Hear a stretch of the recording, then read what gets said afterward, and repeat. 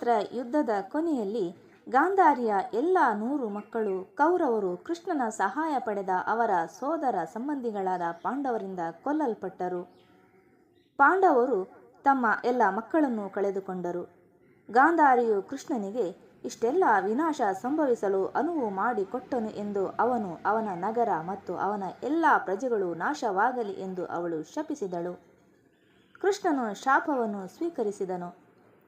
ಮಹಾಭಾರತ ಪುಣ್ಯ ಕಥೆಯಲ್ಲಿ ದ್ವಾರಕಾಧೀಶನಾದ ಯದುಕುಲ ನಂದನ ಶ್ರೀಕೃಷ್ಣನು ನಡೆಸಿದ ಲೀಲಾ ವಿನೋದಗಳನ್ನು ಎಲ್ಲರೂ ಬಲ್ಲರು. ಶ್ರೀಕೃಷ್ಣನಿಗೆ 8 ಜನ ಪತ್ನಿಯರು. ಅದರಲ್ಲಿ ಜಾಂಬವಂತನ ಮಗಳು ಜಾಂಬವತಿ ಕೂಡ ಒಬ್ಬಳು.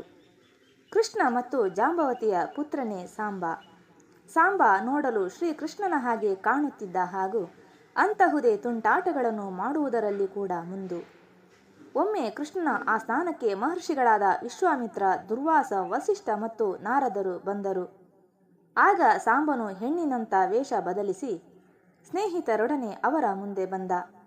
ಆಗ ಅವನ ಸ್ನೇಹಿತರು, ಮಹರ್ಷಿಗಳೇ, ಈ ಹೆಣ್ಣು ಗರ್ಭಿಣಿ, ಇವಳು ಯಾವ ಮಗುವಿಗೆ ಜನ್ಮ ನೀಡುವಳು ಎಂದು ಕೇಳಿದರು.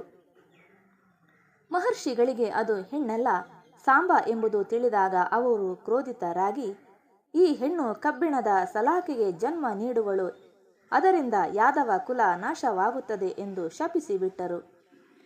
ಮಹರ್ಷಿಗಳ ಶಾಪದಂತೆ ಮರುದಿನ ಸಾಂಬ ಕಬ್ಬಿಣದ ಸಲಾಕೆಗೆ ಜನ್ಮ ನೀಡಿದನು. ಯುವಕರು ನಡೆದ ಸಂಗತಿಯನ್ನು ರಾಜ ಉಗ್ರಸೇನನಿಗೆ ತಿಳಿಸಿದರು. ಉಗ್ರಸೇನನು ಸಾಂಬನಿಗೆ ದಂಡವನ್ನು ಪುಡಿ ಮಾಡಿ ಪ್ರಭಾಸ ಸಮುದ್ರಕ್ಕೆ ಎಸೆಯಲು ಆದೇಶಿಸಿದನು. ಪುಡಿ ಸಮುದ್ರ ತೀರಕ್ಕೆ ಕೊಚ್ಚಿಕೊಂಡು ಹೋಗಿ ಎರಕ ಹುಲ್ಲಿನ ಉದ್ದನೆಯ ಜೊಂಡುಗಳಾಗಿ ಬೆಳೆದವು. ನಂತರ ಕಥೆಯಲ್ಲಿ ಯಾದವರು ಹಬ್ಬಕ್ಕಾಗಿ ಅದೇ ಕಡಲ ತೀರದಲ್ಲಿದ್ದಾಗ ಅವರೆಲ್ಲರ ನಡುವೆ ಕಾದಾಟ ನಡೆಯುತ್ತದೆ. ಕೈಗೆ ಯಾವುದೇ ಆಯುಧಗಳಿಲ್ಲದೆ ಯಾದವರು ಎರಕ ಹುಲ್ಲನ್ನು ಒಡೆದು ಹಾಕಿದರು. ಅದು ಕಬ್ಬಿಣದಷ್ಟೇ ಬಲಶಾಲಿ ಎಂದು ಕಂಡುಹಿಡಿದರು ಮತ್ತು ಅದನ್ನು ಪರಸ್ಪರ ಕೊಲ್ಲಲು ಬಳಸುತ್ತಾರೆ. ಹೀಗಾಗಿ ಕಬ್ಬಿಣದ ಸಲಾಕೆ ಇಡೀ ಯಾದವ ಕುಲವನ್ನು ನಾಶಪಡಿಸುತ್ತದೆ.